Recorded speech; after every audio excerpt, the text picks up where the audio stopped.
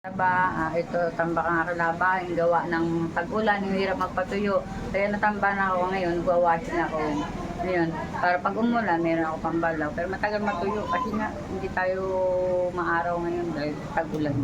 Ito, habang nagwawashing, binukot ko ang marumi kong labahin. Ito, para natanggal-tanggal ng dumi mga guys.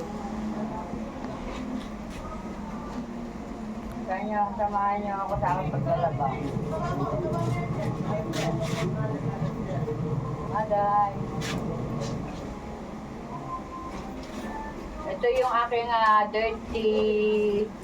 dirty kitchen. Dito lang ang labahin. Nandito na mga drum. Dito ako naglalaba. Lahat dito ang dirty kitchen. Kilala ko sa inyo si Mingla. Ito si aming Mingla. And ito si Lucky. Lucky, mga guys. Bago na naman akong ampon, mga guys. Pusa.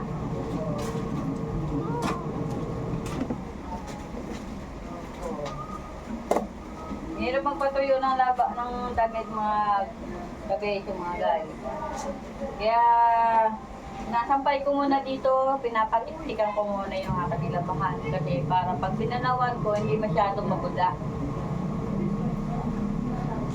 Hindi siya mabula. Pinapatiktikan ko siya mga kabeti. Ito yung aking dirty kitchen na dito na yung labahan.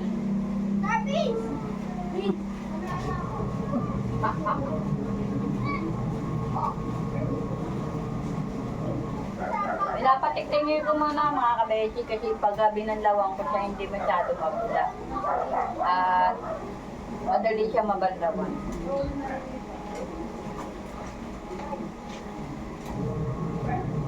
Hirap magpatuyo mga kabeti. Lalo na pag wala kang dryer. Dryer ko si Ray. Kaya sa ngayon, itiis ko na lang patikit dito.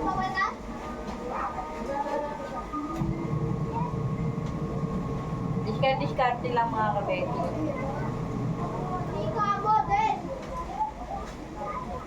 Hanapin natin sila,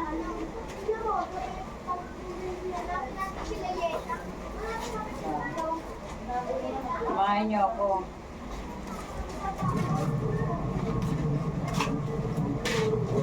Masarap magbanlaw, kabeti, kapag maulan. Gagana sa tubig kapag umuulan mga kabeti.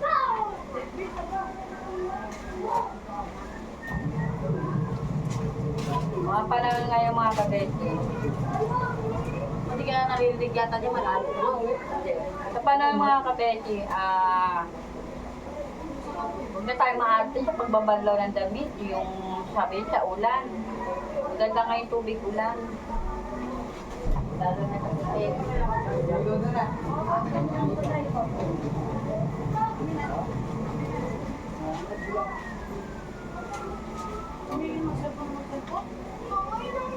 Ulan yan. Laba-laba.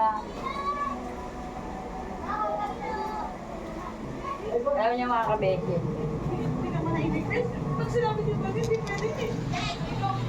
Lahat ng bagay, ako na yung gumagawa ng paraan para makasolve kami sa tubig. Kasi ang hirap dito ng tubig. Puro sibol. Kaya, ang ginagawa ko mga kabeki, ito, tingnan nyo, papakita ko sa inyo.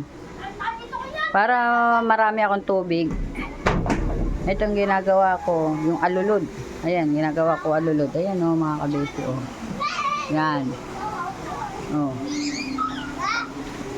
Ayan ang ginagawa kong tubig para may tubig kami. Kasi, mahirap ang tubig dito sa amin. Kaya, gawa-gawa ng paraan para masolve mo yung problema mo, mga kabeti. Ayan. Tulad nito, yan. Kapag maulan, yan, sinasahod ko ito yung hose mga kabesi. Yan. Yan yung hose. Yan. Dadalo yan dito. Tapos dito na yan. Dito ko na siya mga kabesi na sasahod yung hose para pambuhos ng panligo, pang CR, kahit panlipit ng plato pwede na. Ganon din sa pambalaw ng damit, pwede na rin yung pambalaw ng damit ng tubig ulan. Karamihan, halos lahat dito ay ganon ginagawa. Magsasahod sila ng tubig sa ulan para may pambuhos, pagligpit, pambalaw ng damit, manligo. Ganon mga kabisi.